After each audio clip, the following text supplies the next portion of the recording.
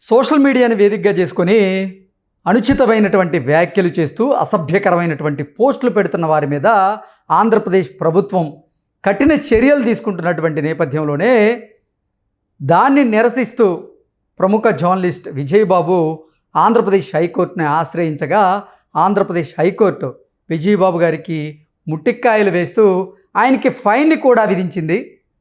రాజకీయపరమైనటువంటి అంశాలను ప్రజా ప్రయోజనాల వాద్యం కింద మీరు ఎలా వేస్తారు పిటిషన్? ప్రజల సమస్యలు చాలా ఉన్నాయి, వాటిని గురించి మీరు పిటిషన్ వేయండి అంటూ విజయబాబుకి ముటిక్కాయలు వేసి ఫైన్ వేసింది అంటూ కొన్ని వార్తలు వస్తున్న నేపథ్యంలో ఈ అంశం మీద మనం విశ్లేషణ చేసుకుందాం. ప్రస్తుతం మనతో పట్టున్నారు ప్రముఖ రాజకీయ విశ్లేషకులు జగదేవ్ గారు. వారితో మాట్లాడదాం. జగదేవ్ గారు నమస్తే అండి. నమస్తే. ప్రముఖ జర్నలిస్ట్ అయినటువంటి విజయబాబు గారికి ఆంధ్రప్రదేశ్ హైకోర్టు అయితే భారీ జలకిచ్చింది. ముటికాయలు వేయడంతో పాటుగా ఫైన్ కూడా విధించింది. ఏంటిది, ఏ విషయంలో అసలు హైకోర్టు అతని మీద సీరియస్ అయింది? అసలు ఏం జరిగింది? విజయబాబు ఫ్రమ్ విజయవాడ. సో ఆయనకి గత ప్రభుత్వము ఒక ఏదో పదవి ఇచ్చింది కూడా ఉంది, లాంగ్వేజ్ లీగల్ సెల్ చీఫ్ గాను ఏదో జర్నల్కి సంబంధించిందే ఏదో ఇచ్చారు. సో ఆ ఫేవర్గా ఉండడం కోసము మొత్తానికి ఆయన ఇవాళ దానికి ఏదైతే సోషల్ మీడియాలో వస్తున్న కథనాలకి అరెస్టులకి వ్యతిరేకంగా ఇలా అరెస్టులు చేయడం కరెక్ట్ కాదు, సోషల్ మీడియాలో చేసే కామెంట్స్ని బేస్ చేసుకోండి అనే దాని మీద ప్రజా ప్రయోజన వాద్యం కింద ఆయన పిటిషన్ వేశారంట. సో అంటే సోషల్ మీడియా వేదికగా ఇవాళ రేపు అదొక ఆయుధంగా వాడుకుంటున్నారు, బాగుంది. ఒకప్పుడు కలంని ఎలా వాడేవారో దీన్ని వాడచ్చు అంతవరకే.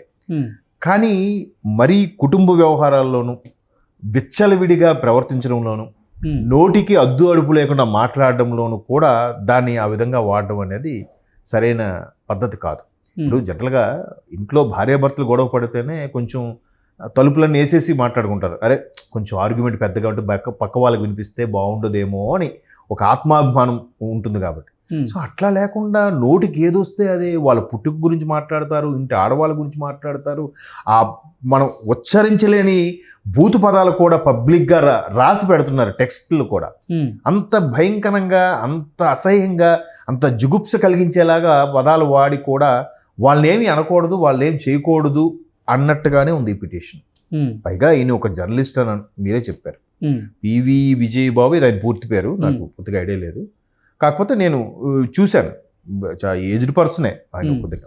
సో ఆయన ఈ విధంగా వాళ్ళు చేసే వాళ్ళకి వాళ్ళు పుణ్యాత్ములు, వాళ్ళ మహానుభావులు, వాళ్ళు ఎదుటి వాళ్ళు తప్పుల్ని చక్కగా అక్కడ బయట పెట్టారా అనే విధంగా ఆయన సపోర్ట్ చేసినట్టుగా మాట్లాడారు ఇంతకుముందు మీడియా ముందు కూడా.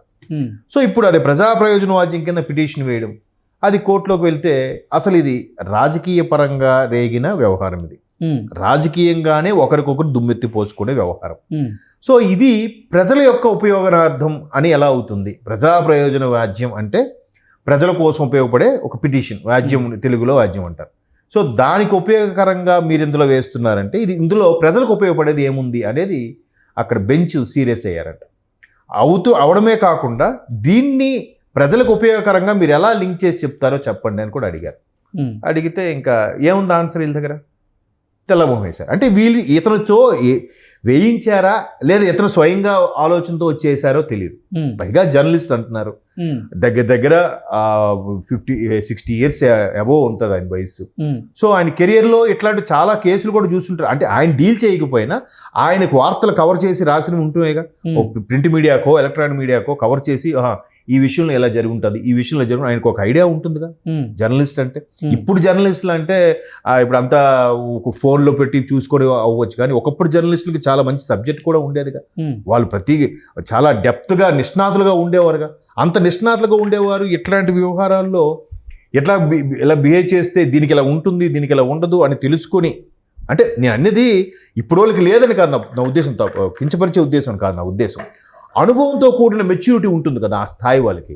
సో ఎక్కడ ఏది ప్రజా ప్రయోజన వాద్యం కింద వేయాలి, ఏది రాజకీయ పరంగా చర్చించాలని ఒక ఐడియా ఉండాలి కదా అని నా అభిప్రాయం.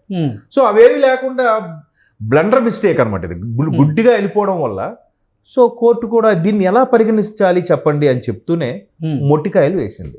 వేయడంతో పాటు అక్కడికి విడిచిపెట్టకుండా ఇది లీగల్ సెల్కి కొంత మీరు దాన్ని ఏమంటారు పనిష్మెంట్ కింద వేస్తారు. ఫైన్. ఫైన్ కింద పెనాల్టీ వేరు, ఫైన్ వేరు. ఫైన్ కింద ఫైన్ వేశారంట, అది లీగల్ సెల్కి పే చేయాలి. అంటే అఫ్ కోర్స్ అది మళ్ళీ కోర్టు సంబంధించిన విషయాలకి వాడతారు. అంటే ఫైన్ వేసే అంత సీరియస్ అయ్యారంటే ఎట్లా ఉంటుంది చెప్పండి? ఎందుకు అంత సీరియస్ అయ్యారంటారు? అంటే రాజకీయపరమైనటువంటి అంశాలను ప్రజా ప్రయోజనాల వాద్యం కింద మీరు ఎలా పిటిషన్ దాఖలు చేస్తారు? ప్రజలకు సంబంధించినటువంటి విషయాలు చాలా ఉన్నాయి, వాటి మీద కాన్సన్ట్రేషన్ చేయండి అంటూ కూడా ముటికాయలు వేసి ఫైన్ వేసినట్లుగా. ఇప్పుడు ఈ మధ్యకాలంలో మనం కొన్ని వీడియోస్ మీరు చూస్తే యూట్యూబ్లో ఒక as a first class magistrate అంటే కలెక్టర్ లేదా గ్రూప్ 1 ఆఫీసర్ ఒక మెజిస్ట్రేట్ కానీ జడ్జి ముందుకు వెళ్ళేటప్పుడు ఏ విధంగా వాళ్ళు దానికి ఒక dress code at least in shirt blazer వేసుకు వెళ్ళాలి, మీరు రావాలని తెలియదా అని చెప్పి కూడా మనం యూట్యూబ్లో కొన్ని వీడియోస్ చూసాం. సో అలాగా ఒక జర్నలిస్ట్ స్థాయిలో ఉన్న మీరు ఇట్లాంటి చిన్న లాజిక్ విషయం మీకు తెలియకుండా ఎందుకు వచ్చి వేశారు అంటే ఒక విధంగా అది కోర్టు యొక్క సమయాన్ని వృధా చేసినట్టేగా. ఫైన్ వేసిందంటే ఖచ్చితంగా కోర్టు యొక్క సమయాన్ని వృధా చేసినట్టే. ఎందుకంటే రీసెంట్గా ఇలాంటి విషయాల్లో కూడా మన తమిళ నటుడు ఒక ఆయన పేరు ఏంటంటే మొన్న లియోలో కూడా యాక్ట్ చేశాడు ఆయన, సాల్మన్ రా ఏదో ఆయన పేరు, ఆయన విలన్గా చేస్తారు. సో సరే ఆయన ఇట్లాగే ఏదో ఇష్యూ మీద త్రిషా గారికి అయినప్పుడు మద్రాస్ హైకోర్టులో వేశాడంట. వేస్తే ఇప్పటికి ఇది మీరు ఇలాంటి విషయాల్లో మీరు తలదూర్చి ఇది 4వ మీరు వేయడం కాబట్టి కోర్టు సమయాన్ని మీరు వృధా చేస్తుందని చెప్పి ఆయనకి ఫైన్ వేసింది కోర్టు. ఇంకోసారి మీరు ఇలా దీంతో వస్తే మీకు శిక్ష కూడా విధించాల్సి వస్తుందని చెప్పి మొట్టికాయలు గట్టిగా పెట్టిందంట ఆయనకి.